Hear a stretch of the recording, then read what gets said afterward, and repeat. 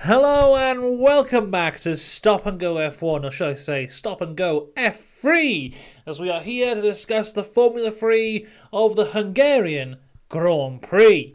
It rhymes, it just works. Unfortunately, bad weekend for Formula 3. Not the most exciting one, but you know what? They've delivered. It's like banger after banger this year, so we were due a dud, especially after 2 weeks ago in Silverstone, the greatest Formula 3 race of all time. I think we may have followed it up with one of the worst. It was very dull, but we'll get into all of it. Don't you worry, we'll get into it right now. But before that, like and subscribe, of course, and a shout out to our members, Dakota, the Joyous James, and Robin Myers. If you want to join in with the membership, there'll be a link in the description. Let's get into the Formula 3 race. We got Dino Beganovic on pole position with Bedrin alongside. We do have to take another formation lap, though, because Joseph Loke is just massively out of position. We cut to him, and he's basically sideways within the start box. And what basically happened was on the formation lap, he just drove to the wrong side of the track, which I'm not sure how it happened. Probably just a bit of a brain fart for him. But yeah, he just drove to the wrong side, realised he was on the wrong side, then had to very slowly make his way to the right side. And by the time that he's done that, he's just not in position whatsoever. So I think he had to start from the pit lane from there. Didn't go well. But as we start the race, it was a good start for Bedrin, who is able to take the lead into turn 3. Further back, there's a crash between Zagazzetta and Boyer, where there's some rear suspension damage for Zagazzetta. Tim Tramnitz able to pass Christian Mansell for P5. That's on lap 2. We get a virtual safety car very, very briefly because Ramos had a puncture. He was hit by Tsolov. Tsolov has to pit for a new front wing. There is there's a penalty for Joseph Loke because he didn't start from the pit lane. So he caused the extra formation lap, but did not start from the pit lane. So a 10-second stop-and-go penalty for Joseph Loke.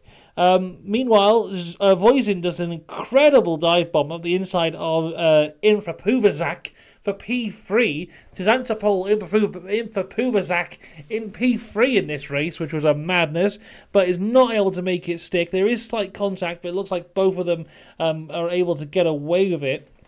As we continue, Luke Browning is up to P9, just outside the points at this point. Dino Beganovic is putting a lot of pressure on Bedrin for the lead of the race at this point, and he's just trying to find a way through. That was lap 9 of 18. He's putting pressure on him over and over and over again, which seems to be the story of the weekend. Not just this race, but in the feature race as well. It just seems to be the car behind in P2 is much quicker and puts lots of pressure on, but is not able to find a way through.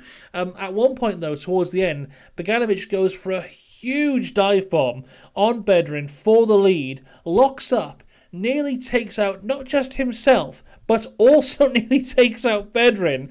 But then as he pushes them both out wide, it allows Tzantapol Infrapubazak to come up and take P2 and nearly takes the lead of the race on lap 10.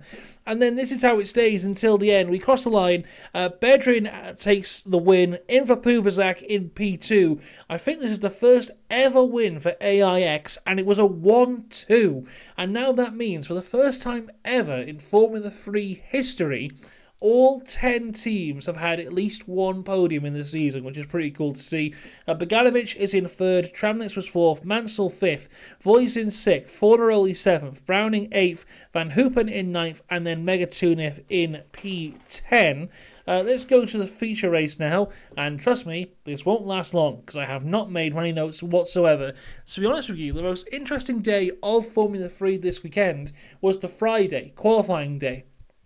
So we have Van Hoopen on pole with Tsolov alongside, but the more interesting story comes from where our championship protagonists are. So championship leader Gabriele Mini is down in 13th. Second place in the championship is Luke Browning, who's in 15th. And third place in the championship is Arvid Lindblad after that incredible double in Silverstone. He qualified 21st place. So an awful qualifying for our free leading the championship for Formula 3, but a great opportunity here for Leo Fornaroli. Now, Fornaroli, before the race, was 4th in the championship, but quite like about 10 points off the back, so not really in that close-knit top 3, but there or thereabouts. He qualified 3rd, so a great opportunity here for Fornaroli. He could have come out of this race leading the championship if he was able to win it, especially with those 3 big names from this year really underperforming on the Friday. We get another extra formation lap here, and initially I thought it was because of Fornaroli. He gets away quite slowly. I thought he'd stalled it, but he manages to get it back on. It looks like it was Tim Tramnitz, but I don't know what he did. He had to take the pit lane start, so it was definitely him who caused it. Maybe he thought he stalled but was able to save it. I'm not entirely sure. Sergio Ramos is Is it? His name's not Sergio Ramos, is it? Sergio Ramos is the footballer. I'm sure I've done this before. I'm going to have to check, everyone, if his name is Sergio Ramos. Because maybe he has the same name as the footballer, or maybe he has a completely different name. Where is Ramos on the list of drivers? Santiago Ramos, not Sergio Ramos. Jesus Christ. Santiago Ramos is reporting rain. The rain never really comes. There's little drops of rain here and there, but never enough to actually affect anything in a reasonable way. So off the start, though, Tsolov is able to take the lead. It is actually a very good start from Fornaroli. He seems to get the fastest start out of all of them, but then decides to cut all the way across from the left-hand side of the track to the right, which is where you have Van Hoopen and Tsolov fighting for the lead. It looked like Fornaroli was trying to go and go down the inside of both of them, but that gap just closes down instantly. And then when he goes to look back to go to the left, he has another driver alongside of him. So despite getting the best start, Fornaroli really is boxed in here at the start of the race and just has to kind of go which way the rest of the pack dictates him to go. So a good start squandered a little bit here by Fornaroli. If he'd stayed to the left, you would have had Van Hoopen and Tsolov fighting away for the lead. He could have stayed there comfortably on the left and maybe tried to cut in there, but it wasn't to be for Fornaroli at the start of this race. We have a couple punctures as well here. Joseph Loke and Sami Megatuniv both have punctures there.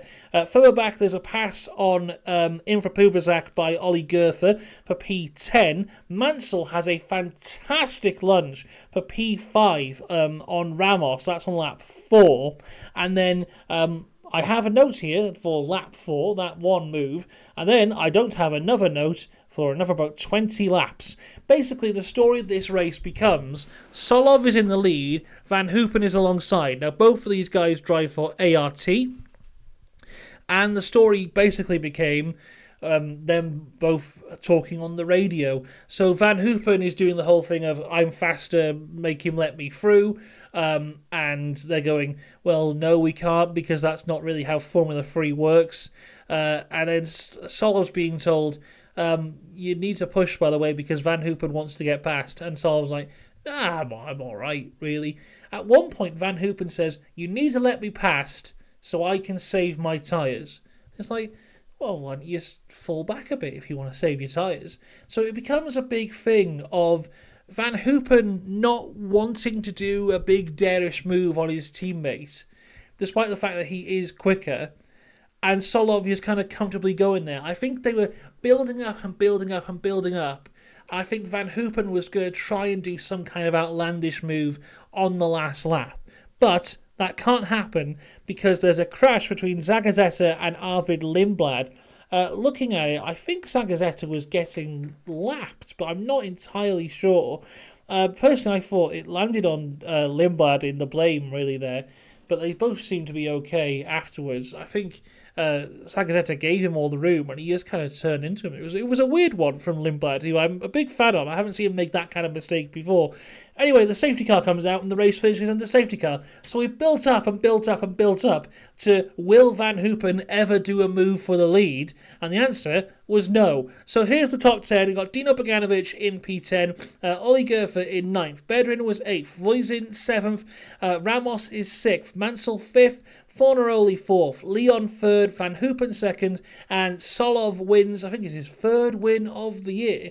And despite being his third win of the year, he's not necessarily in championship contention as we sit here right now, with I think only 2 race weekends left for the Formula 3 Championship. As for Hero of Formula 3 this weekend, it's actually quite a difficult one, because there was no one who stood out as being consistently entertaining. If you haven't watched our Formula 3 videos before, that's what our Hero of Formula 3 is about. It's not necessarily who is the best, but who gave the most entertainment, who is the most exciting to watch. So I think I have to give it to Christian Mansell, who had the one interesting overtake of the feature race. So well done, Christian Mansell. I'm a big fan of his, and I don't think he's had Hero of Formula 3 before, but that one move was the only exciting part of that entire race. Imagine waking up at 7 a.m. on a Sunday to watch that. Oh, God. Anyway, that was Formula 3. We're back for more Formula 3. I think they're next time out in Spa. We'll be back in about an hour for all things Formula 2. And now they had a very interesting sprint race yesterday, which I'm looking forward to talking about. Hopefully, they have a very interesting feature race coming up right now. So, all things Formula 2 coming up soon. Later on tonight, there will be Formula 1. It'll be a bit later. It won't be immediately after the race because I'm not actually here for the race, so I'm playing a bit of catch-up here. Hopefully be able to find somewhere to just kind of watch it on a replay.